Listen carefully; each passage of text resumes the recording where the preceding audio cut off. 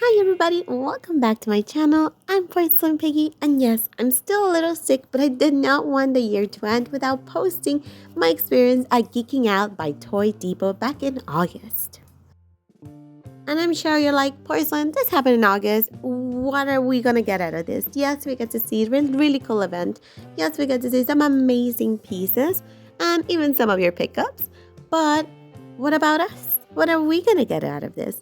Well, I'm letting you know now that Toy Depot is having its Geeking Out event number 3 in January 10th of 2026. So get this as a little hype video for you to get excited and have an idea of some of the amazing sellers and types of items that the event brings. I am gonna warn you now that your wallet will not be safe, as mine was not safe. I think this is the event that I spent the most money I have ever spent at any one toy show. And I regret nothing. Many dreams came true. A lot of great time was had. So just go with a specific budget, but just know that you're gonna break that because there's just so many amazing pieces, some great sellers, and there's an overall great vibe. In addition to toy booths, you will also see a lot of creators highlighting content and also get to discover new brands by independent artists.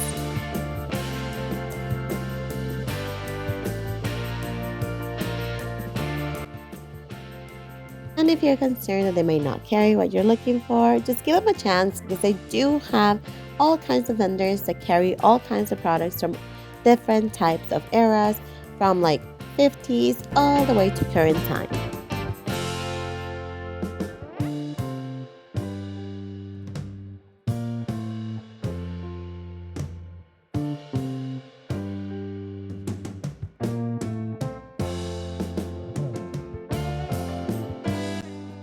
And because of the diversity of the show, I was able to pick up a bunch of items not only for myself, but for some people in my life that also collect.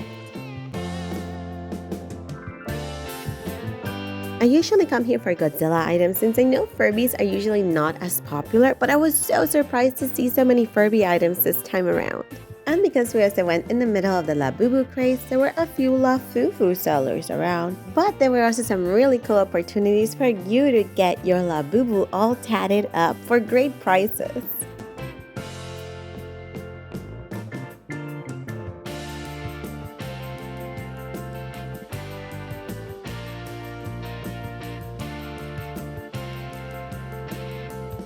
And well, as you can see, they had so many amazing options here, but what was I looking for?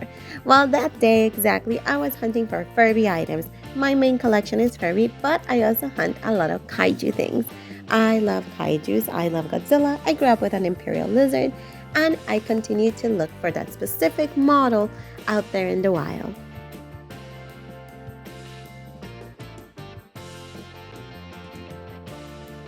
If you've seen my past videos from Geekin Out, you already know that I'm obsessed with Colin's shirts, so I went ahead and bought another one for my collection.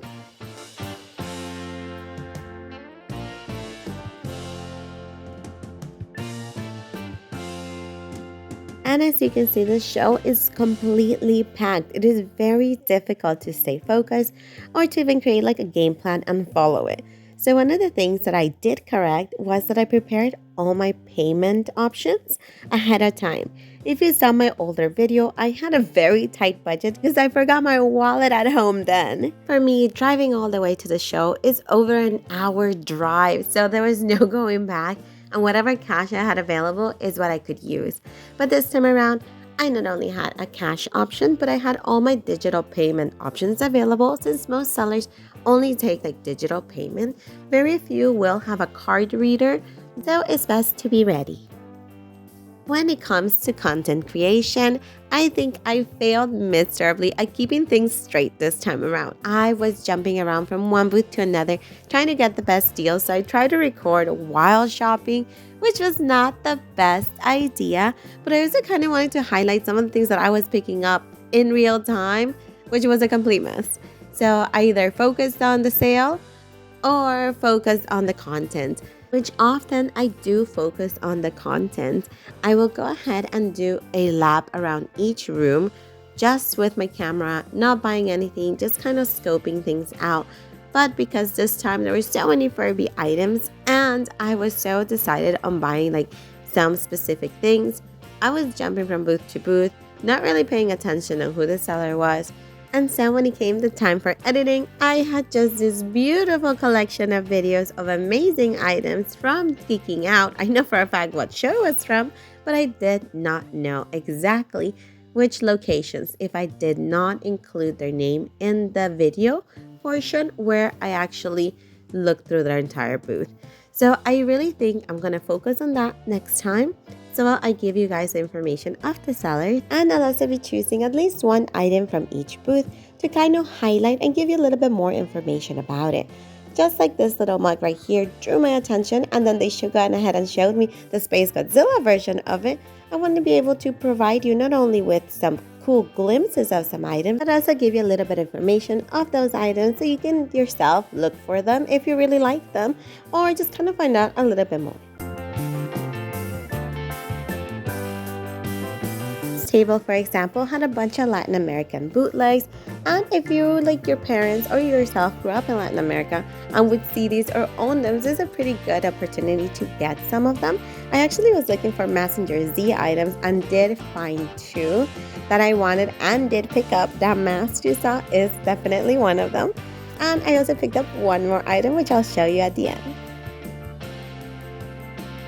They also had some very cute rubber face plushies and some speakers. Currently, I was not in the search of those.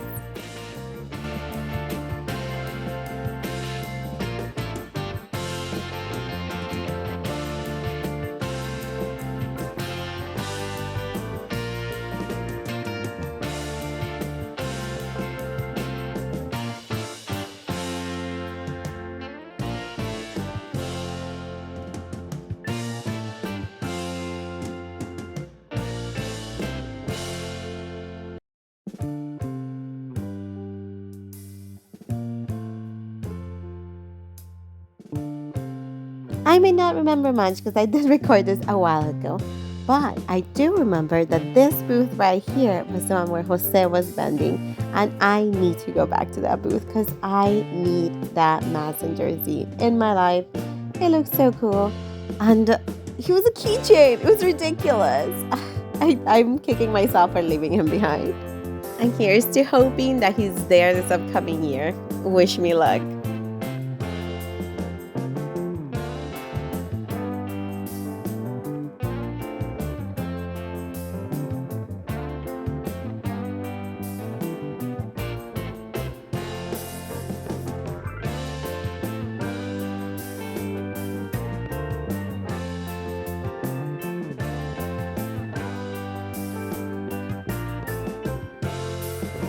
And after almost over 4 hours of being at the show, taking a lunch break and coming back, it is time to head on home and show you some of my amazing pickups.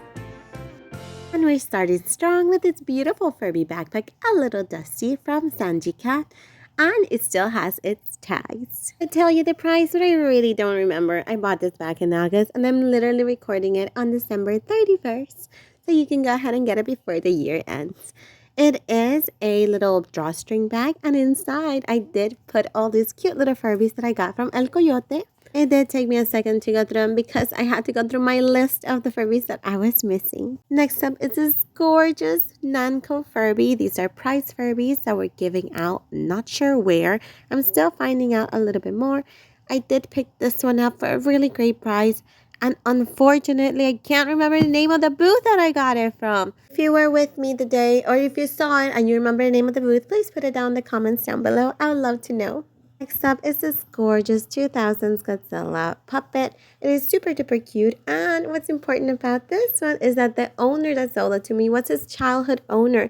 So I am the second owner that this Godzilla has ever met, and I think I'll be taking care of him till a very, very long time. I later on picked up the super cute Ultraman for I believe like $5. Then the super cool Messenger Z mask. It does have a crack that's been repaired on the top, but it also has another fresh crack in the bottom. I didn't make it. It was like that. I also picked up this bootleg Messenger Z. He is missing his sword and the little thingy that goes on his head, the little ship that goes on his head. But he does have a full painted job when the majority of them did not have one. Next was this cute little freebie I got from Balcony Lifestyle. It's super duper cool. I do love his designs, and he has an amazing shirt that I did end up buying, not at the show, but later on from his website. I also stopped by the Secret Compartments booth and got a couple of their little paper goods, and they were giving out free buttons, so I picked one up. As you saw, I also did get something from Colin, and it was this amazing shirt of a creepy little monkey. I really can't wait to see what other designs he comes up with, because he has some really great Godzilla ones and some funky Teletubby ones too. And that's pretty much all my pickups. Thanks for watching, and I hope to see you at Geeking Out this upcoming January. Bye!